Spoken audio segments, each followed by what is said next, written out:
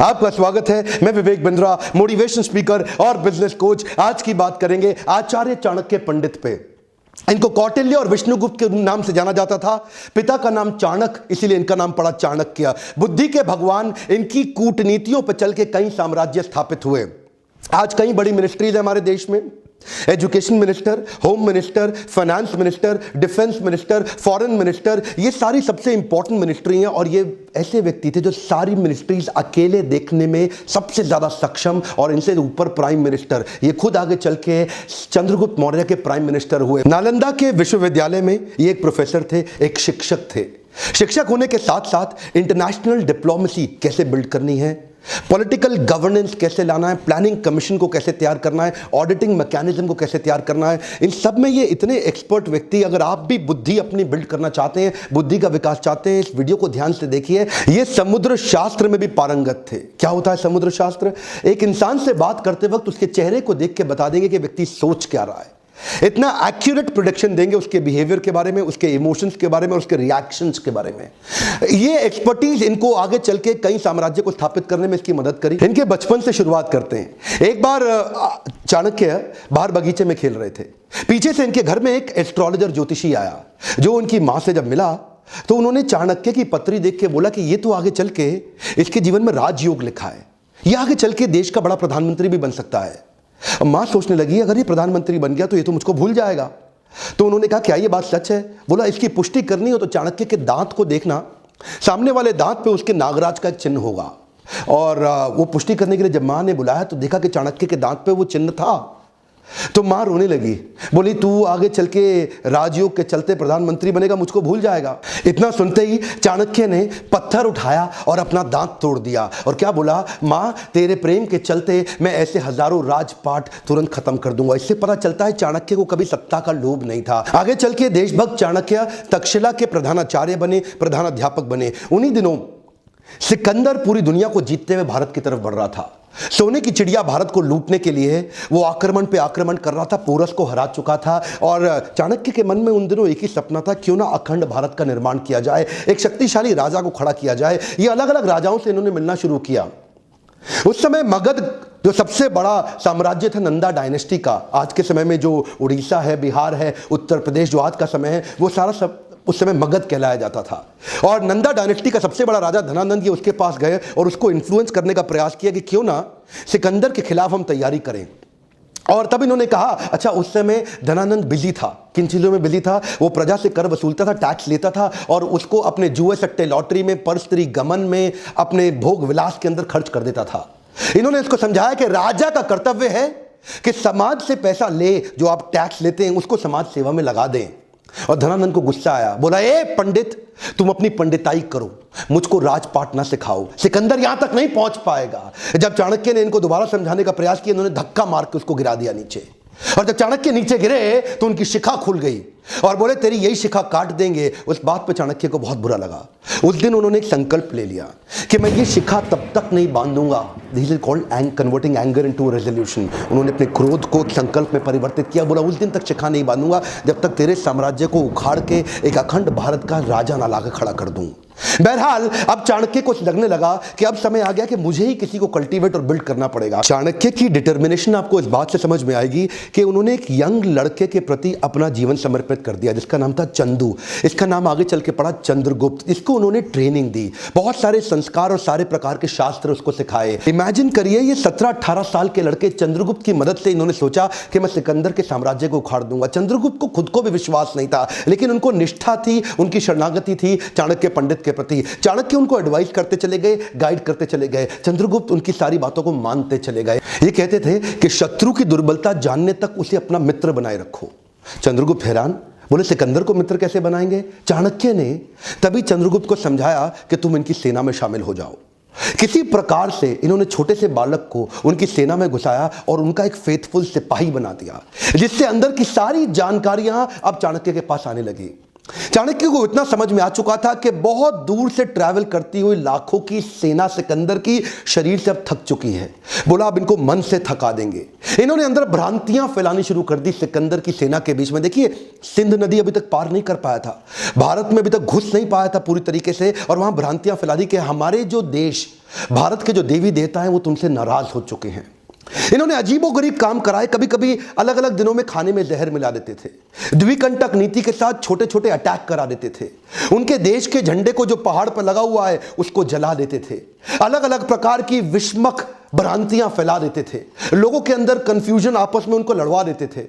15, 16, 17, 18 साल के 10-15 लड़कों की मदद से इन्होंने उस सेना को खोखला बनाना शुरू किया, उनका मनोबल तोड़ना शुरू किया। सिकंदर ज्यादा लंबे समय तक रुक नहीं पाया। क्या कहते हैं, जो जीता वही सिकंदर? गलत है सर, जो जीता वही सिकंदर नहीं, जो जीता वही चंद्रगुप्त मौर्य।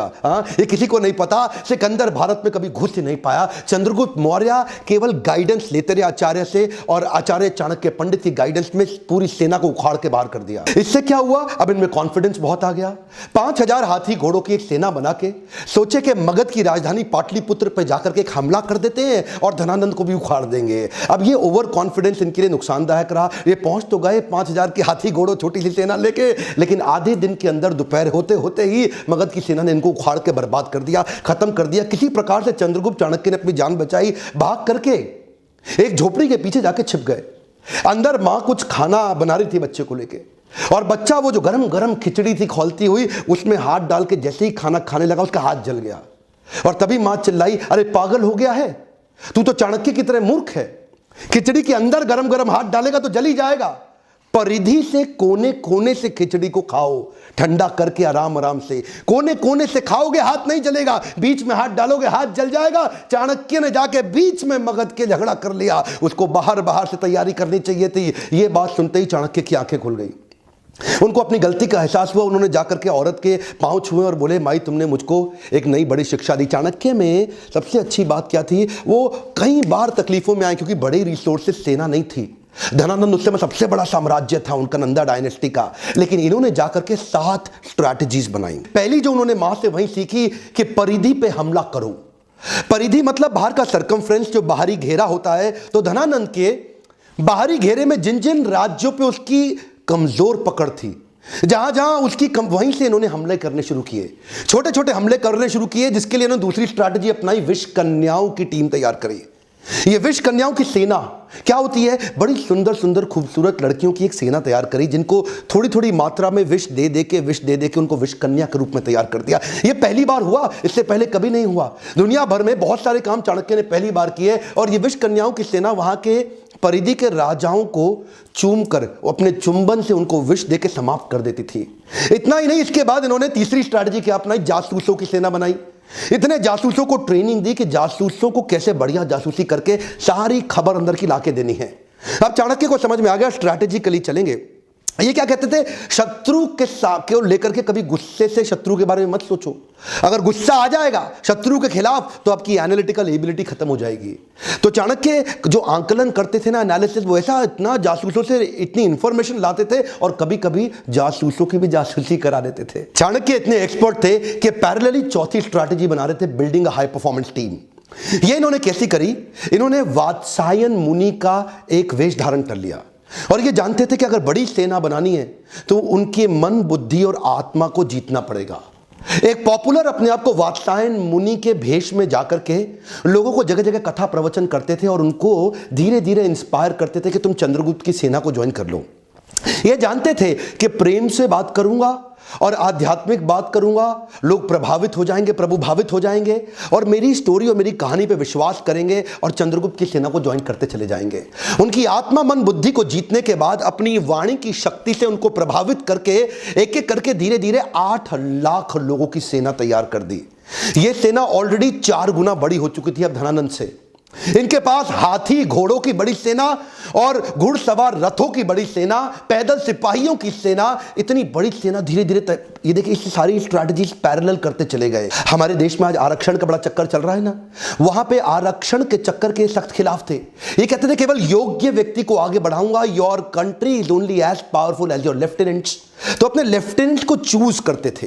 जो आदमी योग्य है उसी को आगे बढ़ाते थे। उनके ट्रेनिंग कैंप्स पे क्या कहते थे कि राजा को अपने आसपास के लोग बुद्धिमान और योग्य रखने चाहिए, चापलूस लोग नहीं चाहिए जो केवल आपकी तारीफ करते रहें। चाणक्य श्लोक बोलते थे, दुर्जनेषु च सर्पेषु वरम सर्पो न दुर्जना, सर्पोदंशति कालेना दुर्जनस्तु पदे पदे। चाणक्य कहते थे दुर्जन मतलब दुष्ट व्यक्ति और सर्पेषु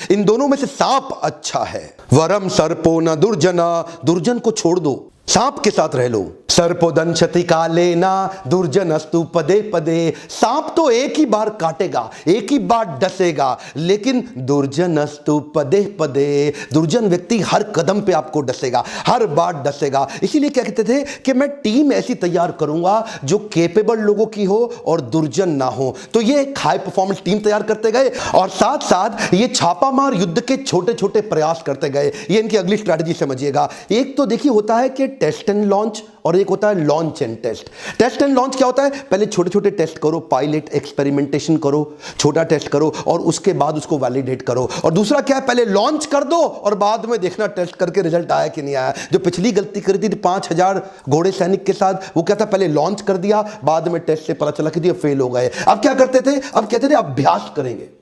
बोले प्लानिंग और प्रैक्टिस में फर्क है। प्लान तो आपका ठीक हो गया लेकिन छोटी छोटी प्रैक्टिस करेंगे। तो छापामार युद्ध परिधि में लगातार करते रहते थे। उससे इनकी प्रैक्टिस बढ़ती चली गई, इतनी प्रैक्टिस बढ़ गई कि उसके बाद वो टेस्ट एंड लॉन्च इतने सारे टेस्ट कर दिए कि ताकि बड़ा हमला करने पे दिक्कत ना आए। और अगली स्ट्रैटेजी में इंटरनेशनल अलायंसेस बिल्ड करके अपनी ताकत और अपनी सेना को बड़ा करते गए।